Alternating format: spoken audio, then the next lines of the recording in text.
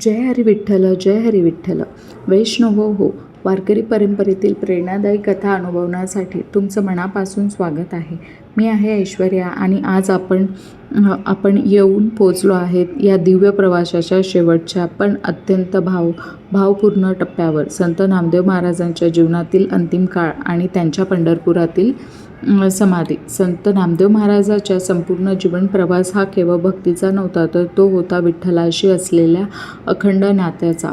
बालपणापासून विठ्ठलाच्या चरणी समर्पित झालेले हे जीवन शेवटपर्यंत त्याच प्रेमात, त्याच भक्तीत रंगलेले राहिले.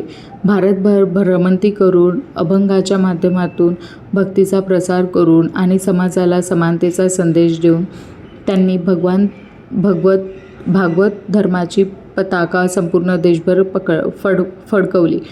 पण अखेरीस त्यांचं मन पुन्हा एकदा त्याच ठिकाणी स्थिर झालं जिथे त्यांच्या भक्तीची सुरुवात झाली होती, पंढरपूर हे केवळ तीर्थक्षेत्र नाही, ते प्रत्येक वारकऱ्याचं हृदय आहे आणि नामदेव महाराजांसाठी तर ते जीवनाचा केंद्रबिंदू होते.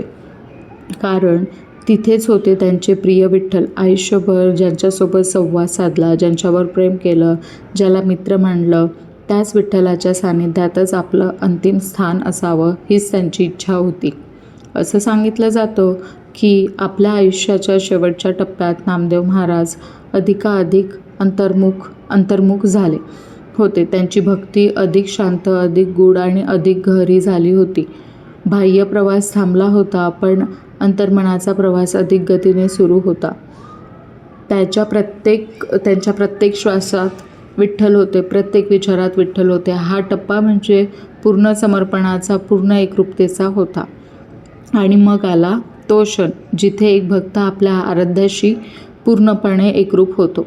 संत नामदेव महाराजांनी पंढरपूरमध्ये सजीवन समाधी घेतली.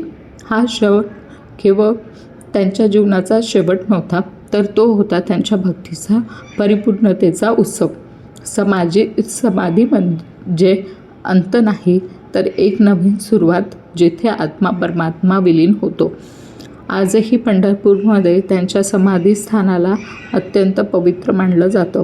लाखो वारकरी त्या ठिकाणी येऊन नतमस्तक होतात आणि त्या भूमीत अजूनही नामदेव महाराजांच्या भक्तीची ऊर्जा जाणवते. त्यांच्या अभंगामधून, त्यांच्या कार्यातून आणि त्यांच्या स्मृतीतून ते आजही जिवंत आहे.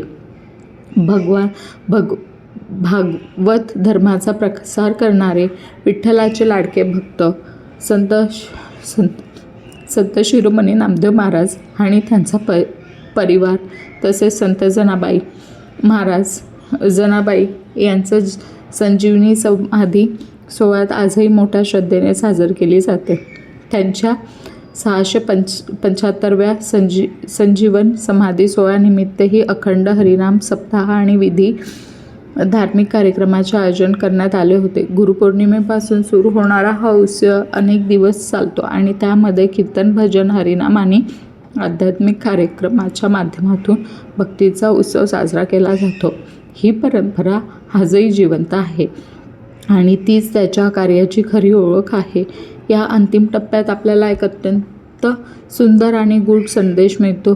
जे जीवन देवाला समर्पित असतं त्याचा शेवट कधी दुःखद नसतो, तो एक उत्सव असतो परमात्म्यात विलीन होण्याचा.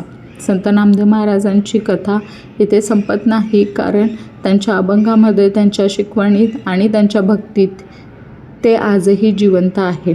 माझ्यासोबत म्हणत राहा, जय हरी विठ्ठल मित्रांनो.